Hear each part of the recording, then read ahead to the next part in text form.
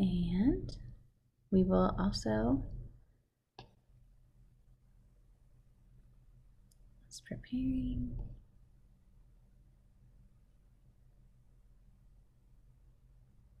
All right. Good morning, everyone. Good morning, evening, afternoon, wherever you are.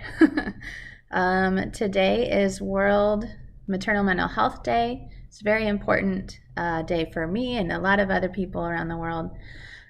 So I just want to welcome Gabriella with us. She is the founder of Wellbeing for Mothers, and we're just going to have a conversation about maternal mental health and just kind of help honor motherhood, share how important it is, and some resources for wellness. But I'm just really honored to have Gabriella here. She's coming all the way from Austria, and just as a wealth of information regarding motherhood as it applies to all of us. So Thank you for the lovely introduction, Jennifer, and thank you for having me here. And a big hello and welcome to all our listeners and our viewers, whether you're watching this live or whether you will be watching the recording. It's a pleasure to have you here. thank you. Well, why don't we go ahead and get started?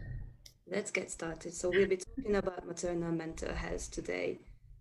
It's a very important topic, and we have Maternal Mental Health Awareness Day and Awareness Week, but really this topic is not just for one day and not just for 1 week. This is something that we should be talking about all the time and raise awareness because it would really help mothers significantly.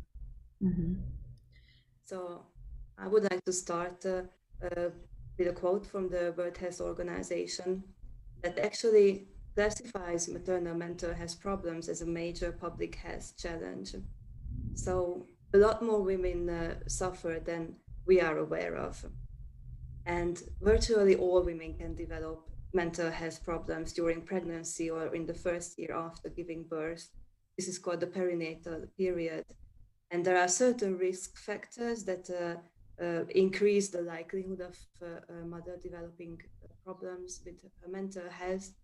But I highlighted extreme stress and low social support because I think in the past year with the pandemic and families not being able to see each other, this was relevant to so many more families than otherwise would have been. And to continue with some really sad statistics, actually, 1 in 5 mothers, just 20%, will experience clinical depression after childbirth. And I think this is only the tip of the iceberg because this is what we know of. This is what's diagnosed in clinical depression, but I believe a lot more women are suffering in silence. Even I think there's a number too that even the amount of women who are diagnosed still may not reach out for help or may not Yeah. know where to get help or have access to the help that they need. So, Yes, exactly. I have spoken to women who were hiding their depression and mental health problems because they were afraid to lose their job. And mhm. they didn't want that to go on their health file that they struggling with mental health because they were afraid that even though they could access help, what if they will never be able to go back to their jobs? And it was just not a risk that they wanted to take. And that is really, really sad. Mhm. And suicide is a leading cause of death in the modern world during pregnancy and the postpartum period. And again, an absolutely shocking statistic. And it's something that we can and we should do something about. Mhm. So there are many aspects of mental health problems, and the costs are also the cost that a family pays really are various. So it's the suffering of the person. Um, I mean, pregnancy and becoming a parent is a very delicate time, and you really have to function at your best level to take care of a newborn and do something you have never done before. And if you have mental health problems in this delicate time, that is a very debilitating and frightening situation. Mm-hmm. And it's not just the person with the mental health problem who will be suffering, but the whole family unit. So this will have an implication on the relationship with the partner, on the relationship with the grandparents, friends, colleagues, and also the relationship between mother and baby. Mm-hmm.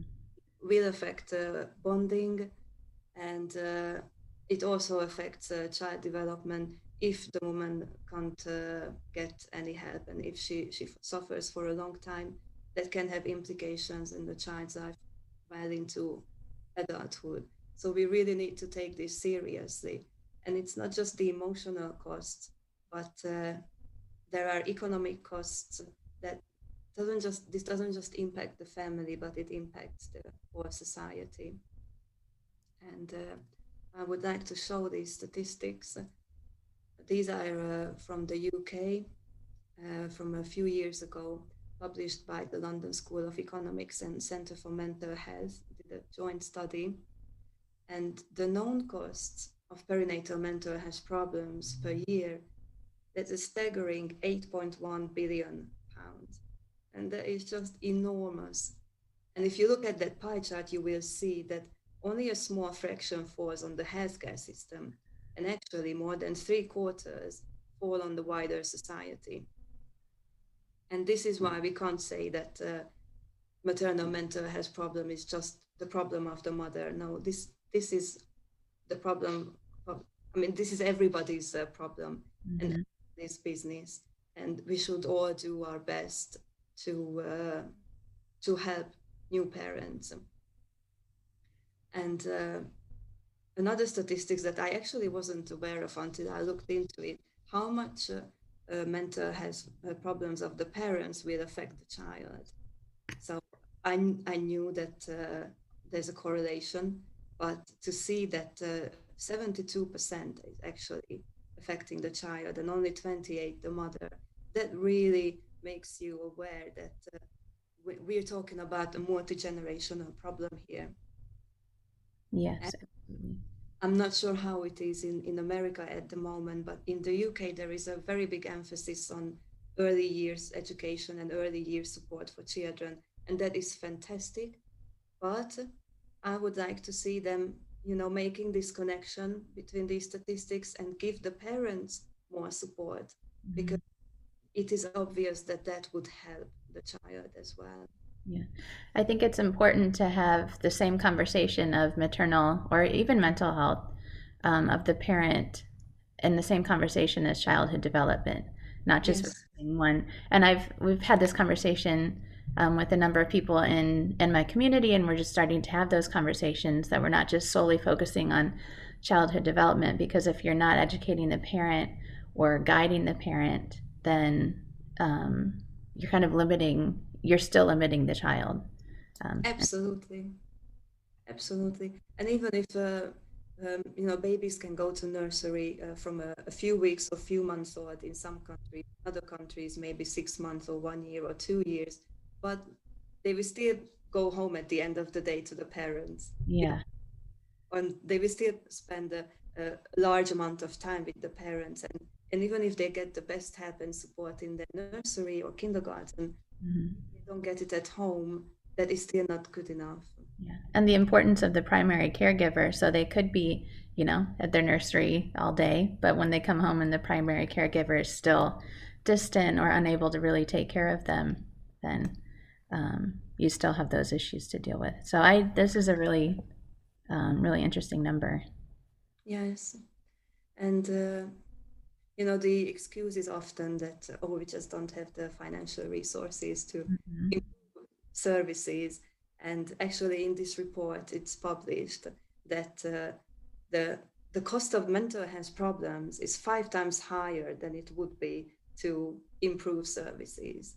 And so, if this is the case in the UK, it's likely the case in other countries as well. So Mhm.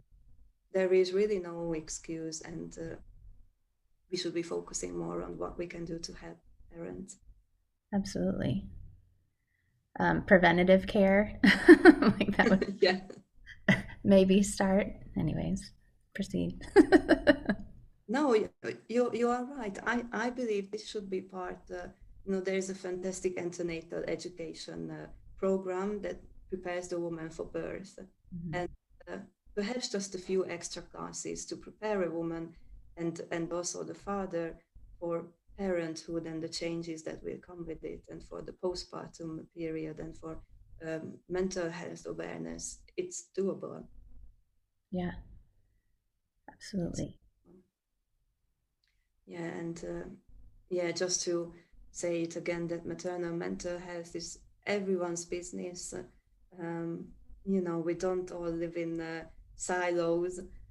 We are all interconnected, and not everyone will be a mother, not everyone will be a parent, but everyone will know someone who is a mother or a Mm. father.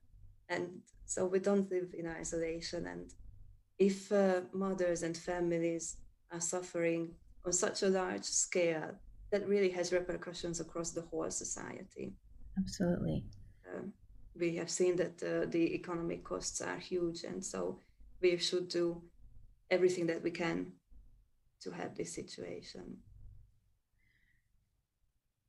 My main interest is, my focus of research is what is causing these problems on such a large scale. I mean, when you see uh, this many women suffering, you know that something is not right. This is not how it's supposed to be. Mhm. If if parents always felt this way, then humanity probably wouldn't have survived, right? Right. Right. So something happened in the past few decades. Society has changed significantly, and as a result, um we are experiencing these problems now. So the extended family that used to be there to help new parents ease into their new role and show them how to look after the baby and everything, that that is not the norm anymore. Mhm. In some cases, families still live together in the same town or same city, but increasingly people travel for work. People travel to different states, different countries.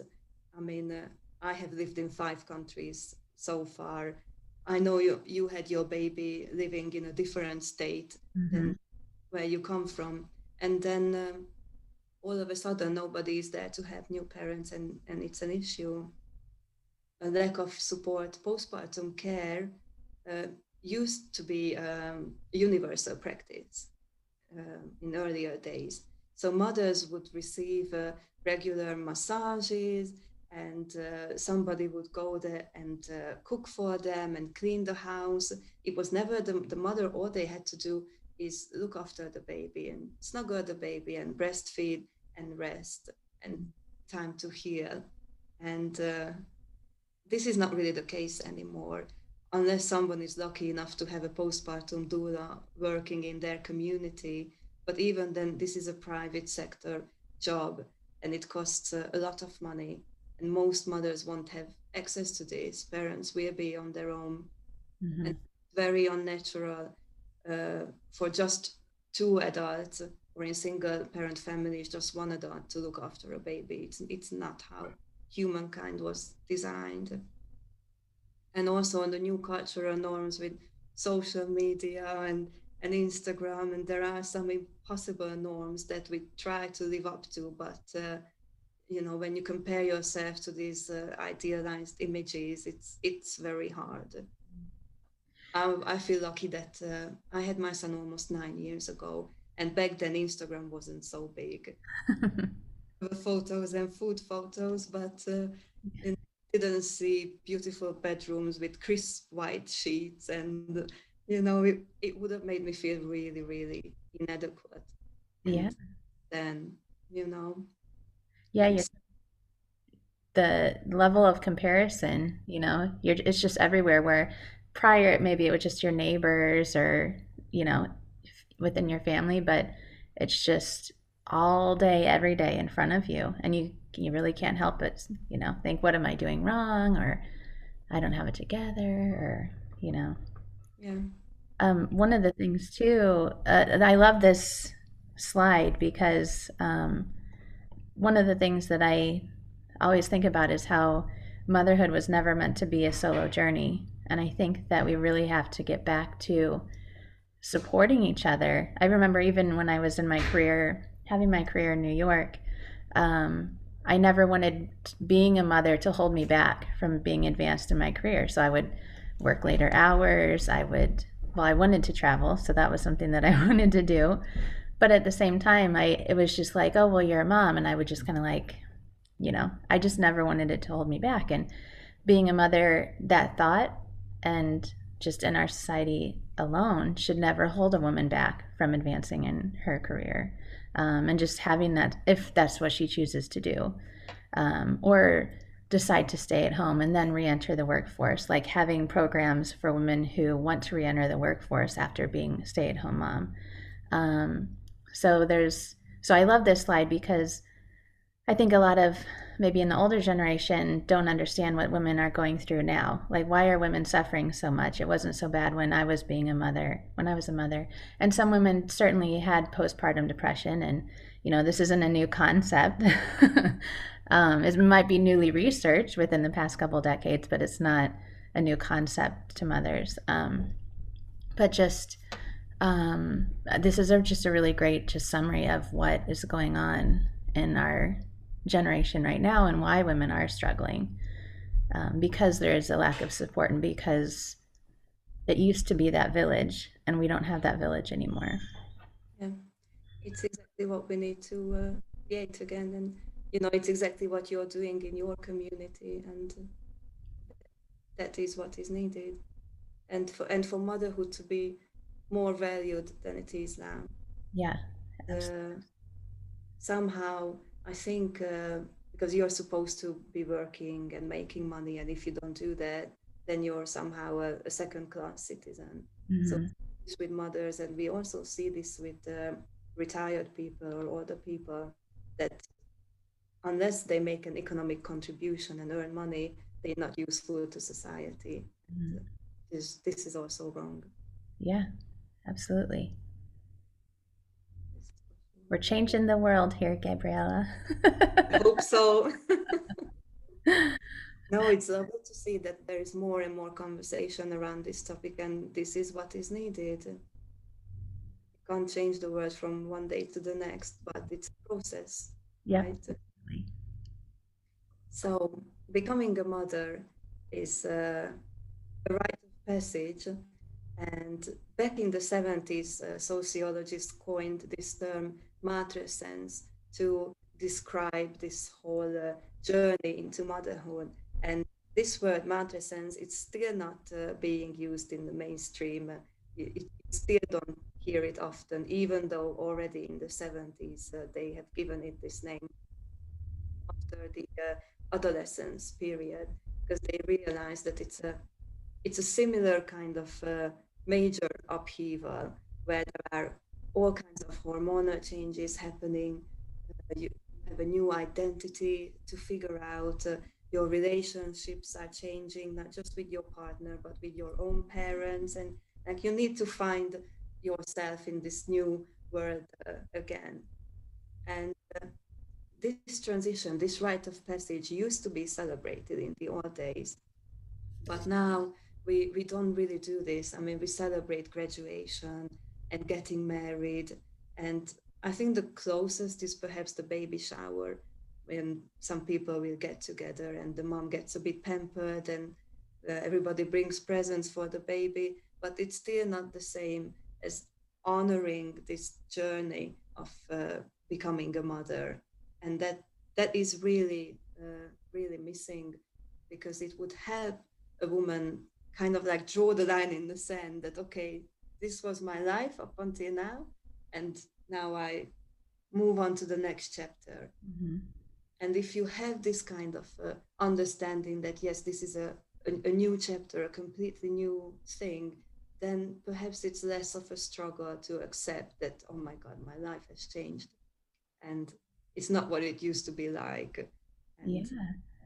That's an interesting, you mentioned the baby shower, and that's really true. I mean, it's all about you and baby until baby comes. And then, after 3 months, it's kind of, you kind of get into this new normal, and you know, then you start to realize, like, where did you go and what happened, and what's going on. And something like this, like you said, a transitional or celebratory, um, celebrating this transition would be a wonderful thing to do for a mother, for a new mother. Yeah.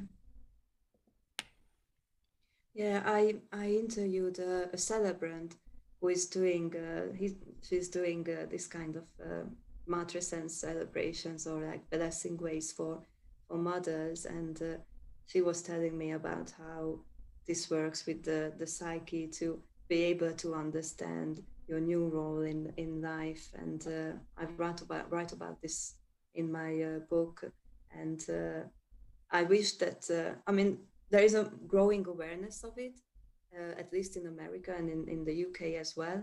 And I wish that it would be on the same level as the baby shower, where everybody knows about it, where well, you can do it together with the baby shower, but it's so that it's a little bit more about mom as well. And it's a little bit more about preparing her emotionally. Yeah, and you had mentioned too, shoot, just, well, even in other cultures, like they do celebrate moms. They do kind of, not, maybe not in this fashion, but um, there is some sort of welcome to motherhood, which is a really beautiful, uh, tradition.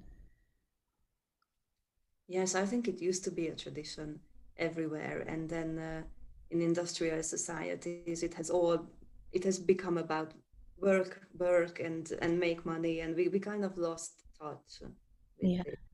But that doesn't mean we can't bring it back, right? exactly.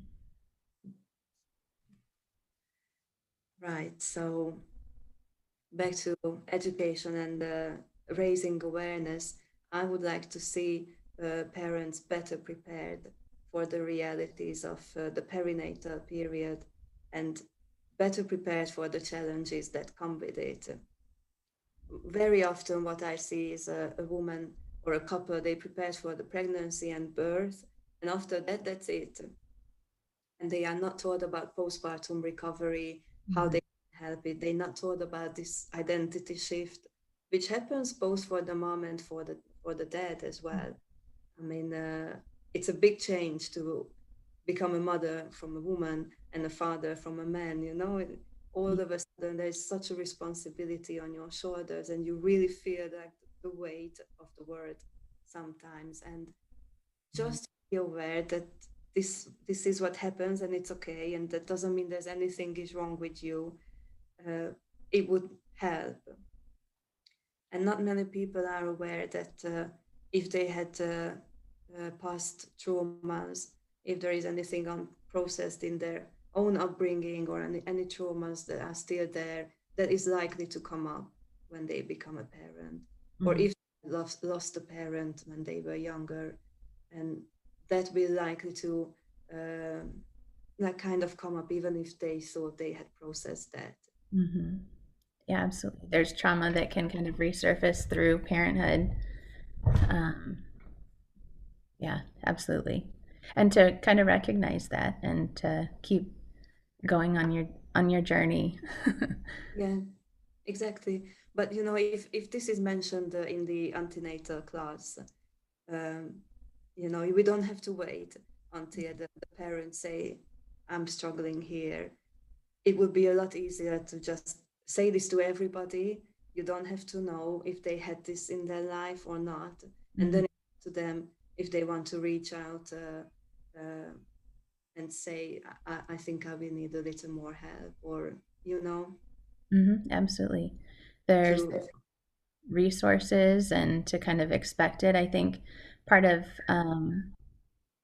educating women is not just kind of, when we have our birthing classes, you focus a lot on the birth, but like you mentioned, you don't focus a lot on the postpartum. And it's not just a, 5-minute conversation. Like it could easily be its own, you know, birthing class, and then the next time is a postpartum class, and you kind of go through the whole thing. Um, Absolutely. Absolutely. So, because of this lack of awareness or lack of education, what many new moms experience is shock. And this is a relatively common phenomenon also because women now tend to be working before they become mothers, and the skills that you need to work in competitive companies are completely different than what you need when you're at home alone with a new baby. And you could be super good in your job and super efficient at meeting deadlines and be able to think quick on your feet, but mhm. to sit on that sofa breastfeeding a baby for hours and hours, and the baby is crying and you don't know why, and you can't calm her down. That is like a completely different life, and it does come as a shock if you're not prepared for this. And this new lifestyle is slow, it's monotonous, it's repetitive, and it's very different. And if you don't expect this, you're not prepared for this, it can be shocking, like, oh my god, what sign up for, What just happened? what just happened, where is my old life? Yes, this is very common. So if anybody is watching this and they feel like this and they're wondering if there's anything wrong with them, I would just like to say there is nothing wrong with them.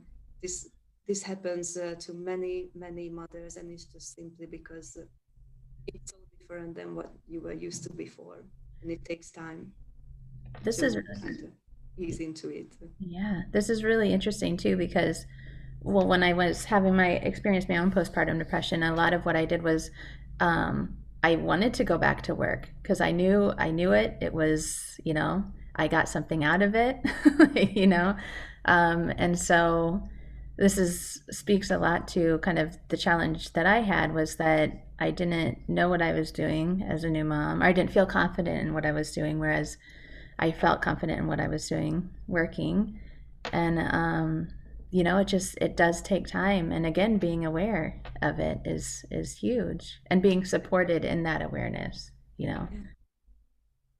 And the other thing is, many parents now, first time parents, don't have prior experience with babies. Mm-hmm. Would you know how to look after a baby if you never did it before, or if you've never seen it before? Yeah. This is a learned skill. Parenting, even breastfeeding, is a learned skill. And if you don't see it previously from others, again, with the extended families no longer being together, you didn't see your sister or Yep. cousin or sister-in-law, and then all of a sudden it's your turn. You have no experience, and of course, it's very frightening. What am I doing? Especially if you were very good at your job before. It was something you studied for, something you trained for, something you maybe were doing for years and years, and you became very efficient. And then all of a sudden, you feel so utterly incapable because the baby is crying and you have no idea why. But Yeah. how would you know if nobody showed you before? Yeah. Exactly. Where's Yep. 100%. So, this is very, I mean, I felt like that. And I was really scared when I was pregnant that I don't know what I'm going to do. How am I going to do this? And so I bought all kinds of baby books and I was reading everything to prepare myself. And of course, nothing can prepare you, right? No. You No. think you're prepared, but you're And totally that's not. we talk about prevention and stuff, but at the same time, which is truly important, but also there isn't a lot that can prepare you until you're actually going through it. And so then again, not just prevention, but also not forgetting mom after the baby's born, because that's when it really happens. That's when she needs the most support uh, Yes, to go through it. So yeah, definitely. absolutely. So another common thing for moms to experience is fear and worry. And I'm not talking about anxiety yet in this case. It's just a certain level of worry that is absolutely normal when you're doing something for the first time, and when you're doing something where the stakes are high, like you looking after a newborn and being responsible for that baby's well-being. Is there is a fair amount of pressure, right? I think we can agree. And when we are in this situation, it's a healthy human response to worry, and a small level of fear when you do something for the first time, or like when you live in a big city like New York and you need to go out with your baby on your own for the first time. I think most mothers will be very scared Yeah. when you need to cross a busy road with your baby for the first time, or not even the first time, but that is dangerous, and you're aware of the danger, and so your brain is telling you, "Hello, this is not good," and then you start panicking, and not necessarily because you have a disorder, but because you are in a situation that is actually dangerous, and your brain is alerting you that this is not ideal. Mm-hmm. And so this is important for women to know, that it doesn't always mean something is wrong with them. This can be a healthy human response. The problem started when you worry about every little thing, having panic attacks often, or yeah, so when your partner or your friend notices that you didn't used to act like this, what's up? And Mm-hmm. then, of course, you need to speak to your doctor or midwife or healthcare provider. Yeah, absolutely. When you're not sleeping, not just because the baby is not sleeping. Yeah. Yeah, if you have these racing thoughts, you're up in the middle of the night and what could go wrong, this is different than when you're actually in the situation crossing the road and you're hyper alert looking at the cars, what could go wrong, Mhm. it's different. And then it's absolutely going to the doctor and speaking to somebody and getting help. It's what you need. Absolutely. And let's move on to the baby blues, which is again something that affects most women, and this is also a normal phenomenon, and it's because of the fluctuating hormone levels after birth.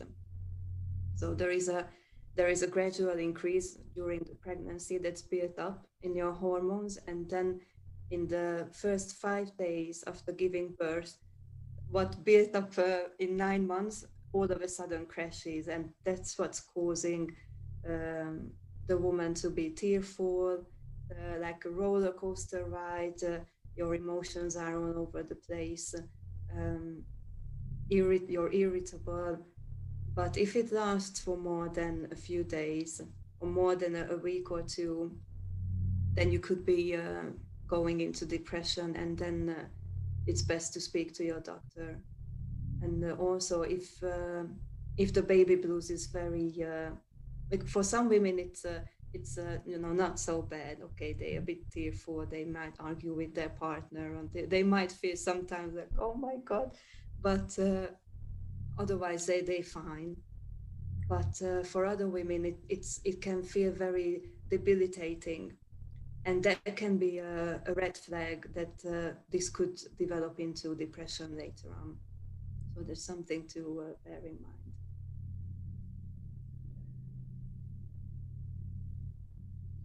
And then let's talk about postpartum depression in more detail. So these are the signs and symptoms that you might experience. You might experience all of these, but some of these uh, need to be uh, applicable in order to say that a person has postpartum depression. Mm. Um, so feeling low, feeling really sad, feeling like your life is over, a lack of joy in things that you used to enjoy previously, loss of interest in things that used to interest you, or there is no interest in the baby, or you feel kind of detached, uh, crying, sadness, yeah, appetite and sleep disturbances when you're up in the middle of the night, even though the baby is sleeping, but you're worrying. Anger, especially with fathers, this can be the first sign that you notice. Uh, Anger, we said 1 in 5 mothers will experience depression, and for men, the statistics is 1 in 10. Mm-hmm. So 10%, and we're talking about men, so 10% is the one that we know of. So the is very likely a much higher number, but it's still hard for them to speak up. There is still a even bigger stigma, I think, for men than it is for the woman.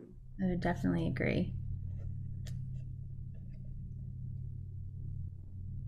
But let's talk about what causes postpartum depression. So many moms suffer, many dads suffer, and it's not normal. And I don't want to. I don't want to see it normalized. So rather than saying to parents, you're going to have a baby and it's going to be very hard and you're probably going to develop depression, and that's what happens. Yeah. I don't want it to go that way. I would like to say, and like to catch people now and say that this is what's happening, this is not good, and we can do something about this. And when you look at these causes, lack of support, um, pressure to do things right, resurface memories. Yes, if you have a personality that's prone to mental health problems, if you had a history of depression, if you suffered already with depression when you were a child, you were a teenager, then you need to be aware that this can be a problem. But a lot of the causes can be prevented. Mm-hmm. So nutritional depletion by healthy eating, ideally somebody else should be cooking for you, and a new mom shouldn't cook for herself. You need social support. You need someone to check on you, someone to help you so you can sleep. I mean, sleep deprivation on its own is a form of torture, right? Absolutely. So sleep deprivation it's been used like in hostage situations to break that person, and we just seem to expect new parents to just get on with it and you know well function on 1 or 2 hours sleep because well everybody has time. Yeah. You can't, it's And just because it's a common experience doesn't mean that it's okay. yes, you know, exactly, and exactly. this is a really, this is really interesting as well. And also just because even when you have sleep deprivation as a new parent, one of the first things that if you are struggling to try to do is to get sleep. Like, I think that's the first thing that anyone will tell you. The way to start feeling better is to just try to sleep and to get some rest. And so if you have so as a friend or family of a new mom or a mom who seems to be struggling, offer some of your time so that she can nap, or come help put the baby to sleep so she can sleep at a regular time, or if you can help in any way to help a new mom or her partner to sleep and rest, that goes a long way in Yeah, the health of the whole family, really. exactly, exactly. And then there is a lot that relatives and friends can do, and they might not be aware of it because again nobody tells them that hey, you can actually help so much. Bring a meal, take out the trash, you Mhm. know do the washing up while you're there. If you come over for a tea, how about you make the tea, and so the mom the mom can just sit, Yeah, put the baby for an hour so mom can take a shower or take a nap. and that's they such don't they don't know that there's so much that they can do to help. it's such a foreign concept. Even with myself, trying to figure out how to help other parents and that sort of thing. Um, it's still it is a foreign concept, to what we can be doing, we should be doing, to help other new families out. Yeah, it's a foreign concept now, but We'll get I hope there. we will live to see that this changes, you know. Yes. And I hope that we will see when our kids become parents, then this will be so. This will be what everyone does. That they pop over and they help out because yeah, that's what's normal and that's what everyone will be doing. I would love to see that day. Absolutely. I hope we can revisit this in a few years and see that there's been changes. There's got to be changes for sure. There will be changes. There will be changes. This is a quote from the book that I wrote, and again just highlights that how unnatural the situation is. That the many demands of modern motherhood are huge. It's not just the physical strain of pregnancy, birth, and breastfeeding, but also the challenges to juggle a professional identity and career with motherhood, the loneliness and isolation that comes with the lack of social support, the lack of care for new moms, and the unhealthy amount of stress that we seem to think is normal for a mother to shoulder. And that is really my pet hate. I think this, you know, we portray mothers and we often just make fun of it because that's the only thing we can do. How motherhood is crazy and we're living on coffee and Mhm. we're losing our minds. And actually, I think it's really sad. It's not what motherhood should be like. It's not what it should be portrayed as this is what it is. It's about so much more, and that reverence that's in your acronym that I like so much, the RAISE acronym. That reverence is completely missing from the picture. Yes. Even respecting like ourselves and honoring ourselves as mothers, you know, if we can't count on, our environment or society at this moment to honor who we are as mothers, then we start by honoring ourselves and understanding what our boundaries are and where we can get where we that we deserve support, that we deserve to be well, and to kind of start putting ourselves uh, ahead too, if we can, where and when we can. It's easier said than done. Well, easier said than done, and also when you know in your own mind that this is not okay, but from outside they keep telling you that you keep getting mixed messages that well, you're just a mom now. I Hmm. mean, you're not making any money, Yeah. and oh well, you're just up to your ears in nappies, and your brain's gone too much, and these are really really hard to even honor yourself Yeah. when you're getting these kind of messages.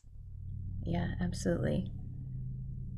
So we have to off balance that conversation with these conversations. Yeah, totally, totally.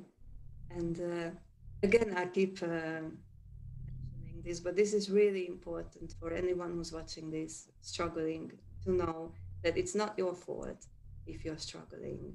In fact, depression and anxiety and anger is a perfectly healthy response to a dysfunctional reality that new mothers are left on their own without support.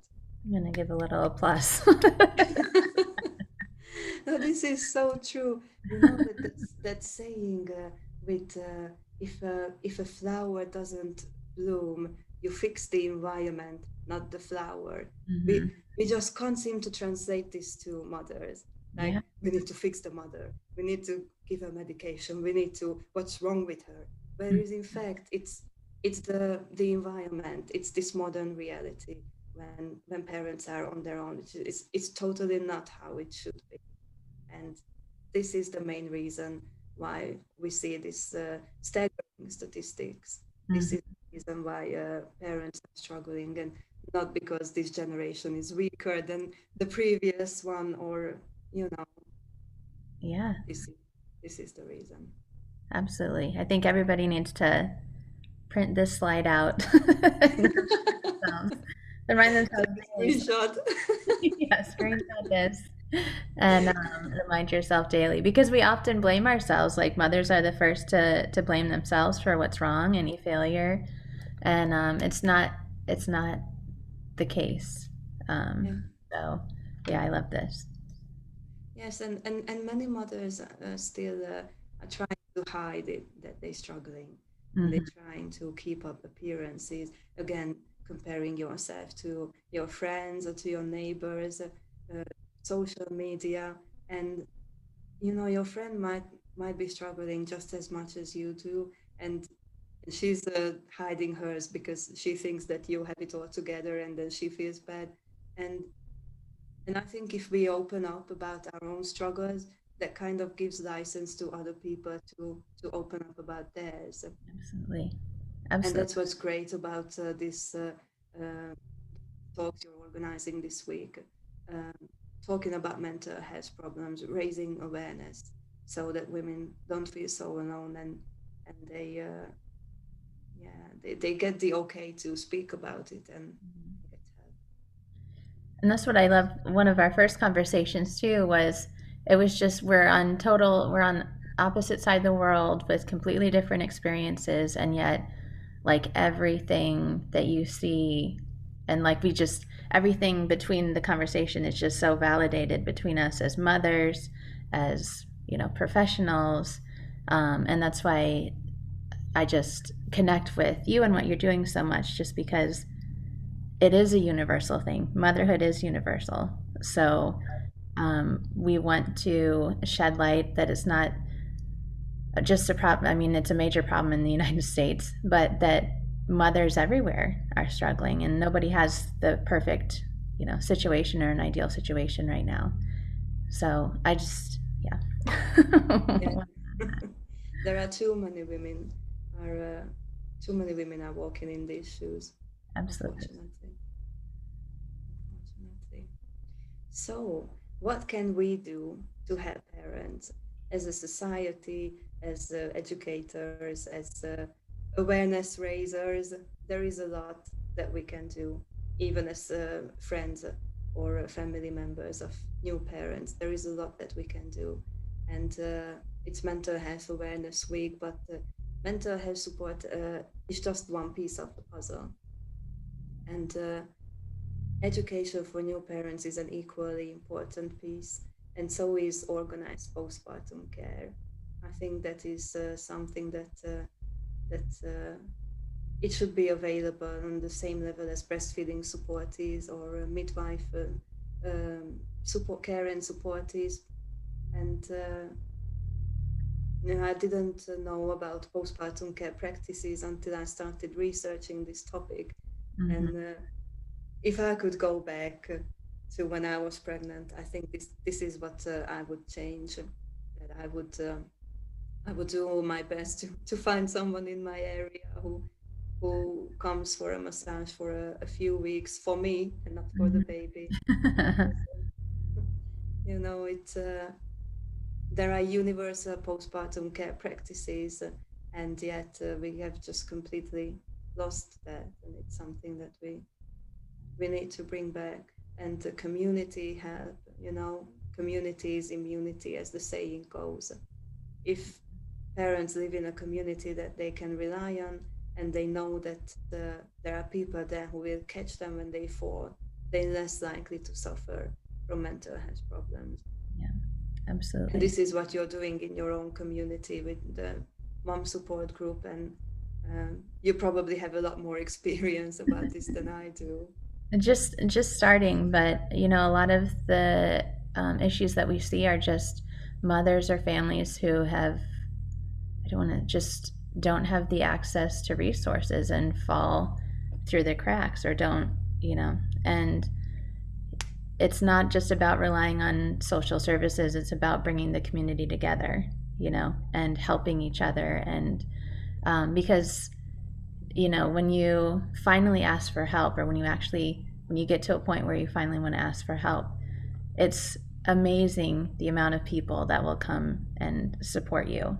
And if you are asking for help and you are not getting what you need, keep asking for help, because there will be somebody there who will support you. And so, and especially as new parents, it's just such a crazy concept, but yeah, it's okay. And the community, going back to the original start of this conversation, was that it's not a mother's problem, it's not a family's problem, this is a community's problem. And again, speaking from two different points in the world right now, like this is a total community issue. This is not a mom's fault. It is not her family's fault, and it's something that can be addressed as a community together. So I'll get off my soapbox. Exactly. Now, this is a very important message. Yeah. Community support is what we need, and the kind of support that you have, or the kind of support that Antoinette has in Santa Fe with the many mothers. I would like to see that in every major town and city, and it would make the world of difference. Absolutely. And it's so easy too. It's so easy to do. So, absolutely. Yeah. And let's talk about what moms can do. If anybody is watching this who is a new mom or new dad, or knows someone who is a new mom or new dad and would like to help them, that there are things that you can do. If you're struggling already, first port of call is seeking help from the doctor or midwife or healthcare providers. This is very important. Ask for help, and don't feel bad. Don't feel embarrassed, because this is a very common issue. Your doctor will know what to do. Your doctor will know who to refer you to, and it's very important to get the help you need. Yeah. I would also say too, if again going back to if your doctor doesn't believe, well, ideally if your doctor is able to be supportive, if you don't have a doctor that's not supportive of you or doesn't believe what you're going through or doesn't believe it's as serious as you're saying, find someone else who will listen and support you. um, and don't just let that one person be your last resort, because there are people and professionals who do understand and who can give you the help that you need. Because I've heard so many cases too where a mom will reach out to her OBGYN and they'll just, maybe with good faith, just not believe her. And then it just goes on longer and longer and longer. So, again, so important that if you are not getting the help that you need, to keep, to not stop there and know that you deserve what you need, like a basic need. Absolutely. Absolutely. That's very important. And apart from professional help, there are some things that you can do at home as well. One of them is boosting your happy hormones. Mm-hmm. We kind of hack into your biology, and when your system is flooded with stress hormones, and it's hard to control, then what does help is boosting your happy hormones, because your body can't produce the two at the same time. Mm-hmm. And there are certain mental well-being practices that are also helpful, even if in together with the other treatment that you're receiving, or with medical, if you're put on medication or other therapies, you can still do this as a complementary thing. So the hormone I'm referring to is oxytocin. This is the most important thing for new moms, not just for the mental health benefits, but also this is the hormone that facilitates wound healing. So after giving birth, if you have high levels of oxytocin, you recover faster. It supports milk production, and it helps you with breastfeeding, and it also helps with bonding with your babies, the love hormone.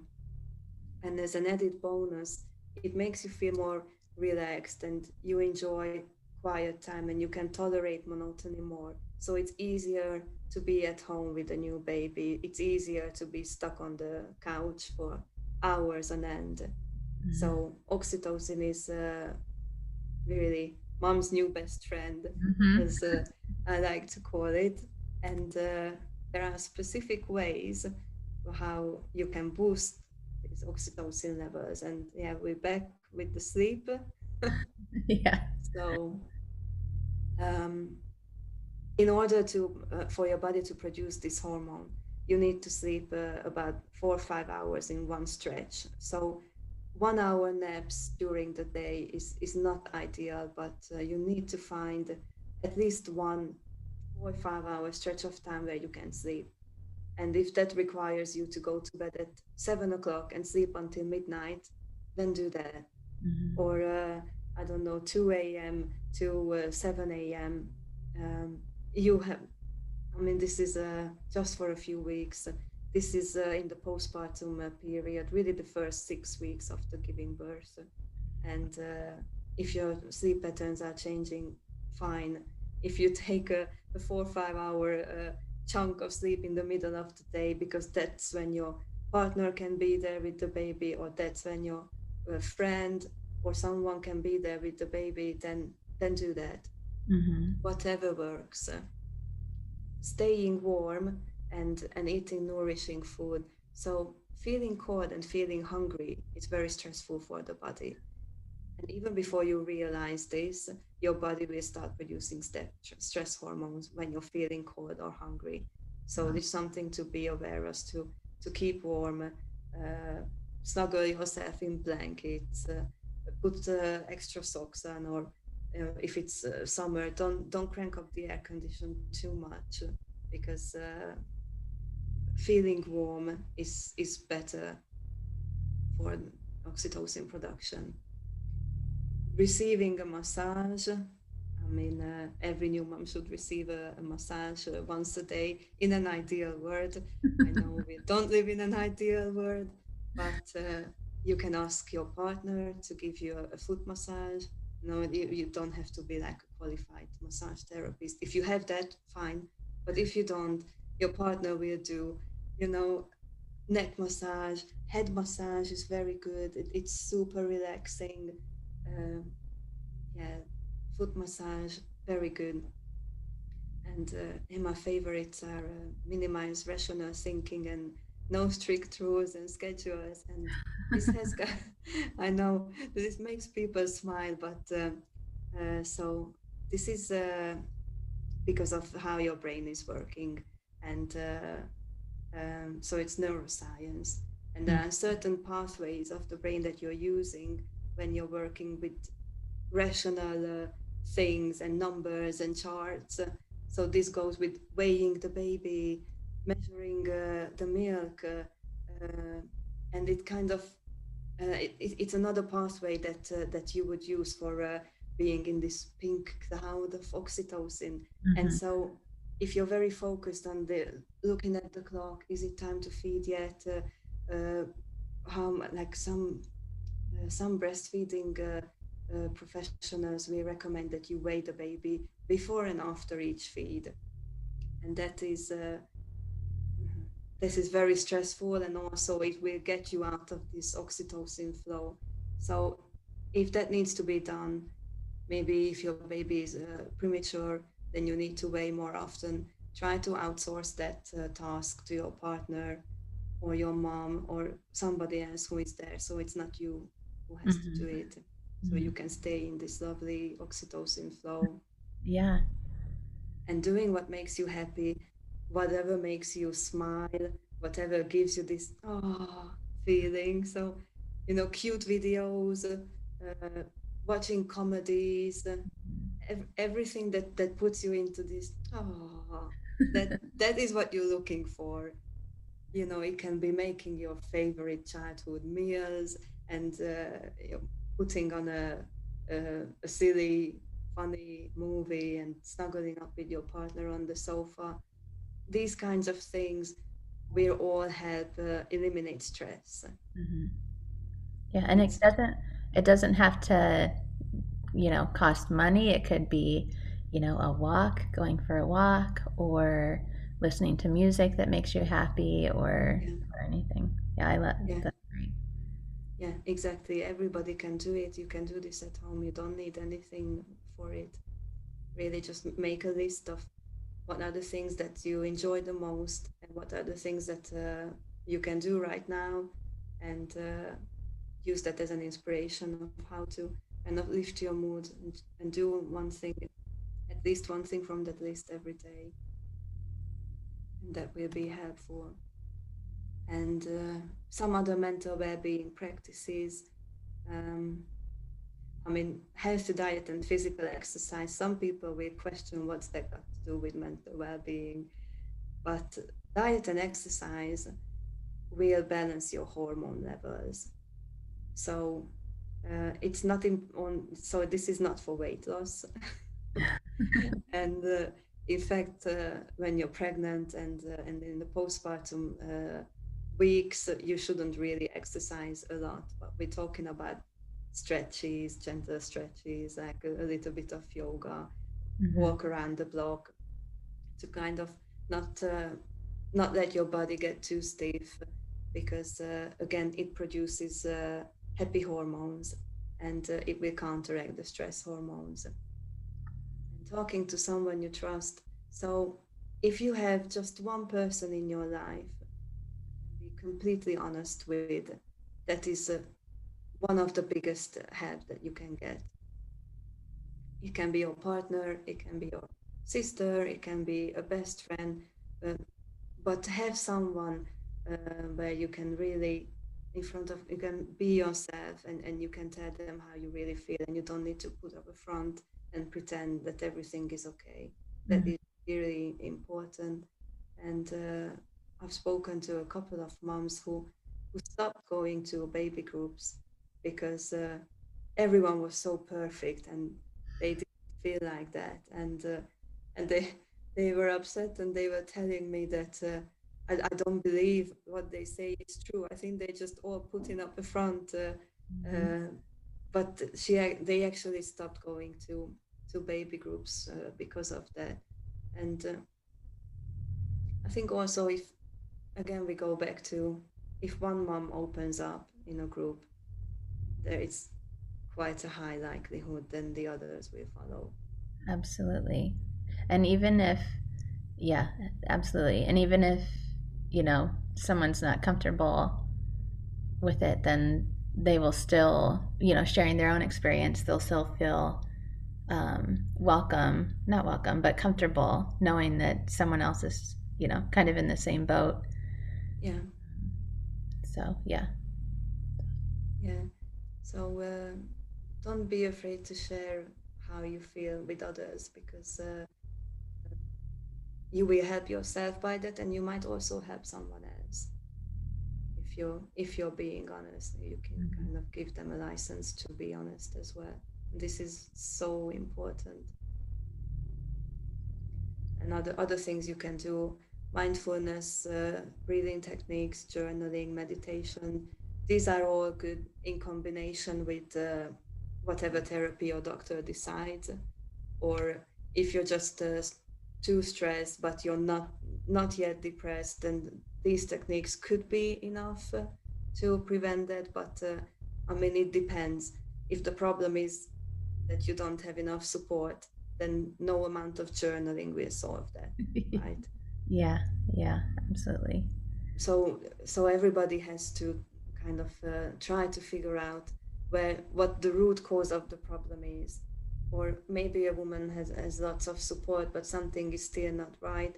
Then she could be nutritionally depleted, and that we have similar symptoms to depression. And then the best is to go to the doctor and ask for some lab tests, and check blood, and do a full blood work, and then figure out what's happening, because this is actually very common. Pregnancy takes a huge toll on the body, and I think that is so cool that when you're pregnant and your body needs to grow the baby, it will prioritize the baby's needs and not the mother's. So your body kind of takes your resources from your brain, from your bones, from wherever, just so that they can build up this new body. And you know, if you don't have a good uh, vitamin that you're taking, if Mm-hmm. you don't have a good diet, and by that I don't mean just like eating salads and stuff, but Mm-hmm. nutrient rich diet, which is already difficult to achieve in the Western world, right? Because our food is not, it's just not the same quality as it used to be. Mm-hmm. And this is actually very important for your mental well-being, and not many people are aware of this. Or know how to address it, even. So yeah, it's good to it's a really important point to mention. Yeah. And as a closing, some useful websites and resources for those of you who are looking for resources. Postpartum Support International is quite a good one, and the Maternal Mental Health Alliance, Mental Health America. And if you're in the UK, then Mind is the biggest mental health charity. And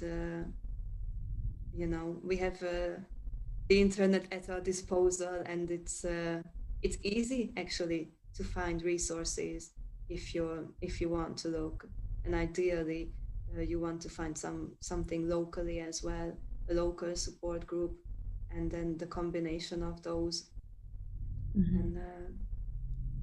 and we'll put you on the road to recovery. Absolutely. And I will also share, like in the comments, a link to your website because you have some you have a great blog just of stories from mothers and just professionals from all over. And you share their story so beautifully. And then a link to your book as well, just to kind of share a little bit more because those are also great resources. Thank you. um, so I just so appreciate your time today to chat and everything that you're doing with your, educating mothers and um, everything that you're doing on your end as well. So I just appreciate it. I'm glad to be connected. Thank you very much. It was a pleasure to be here, and I'm very grateful that we're connected as well, because I think we very much think alike. Yes, I think people should watch out. In a good way. Yeah, in a very good way. All right. Well, thank you, Gabriella. And if anybody wants more information, I'll put some more link in comments. But happy Maternal Mental Health Day. And if you need help, don't be afraid to ask for it. We are here for you. There are resources. And you are not alone. That is important to know. So, well, thank you, everybody, Absolutely. and have a wonderful day. Thank you. Thank you. Thank you. Have a lovely day, everyone. Bye bye. Bye.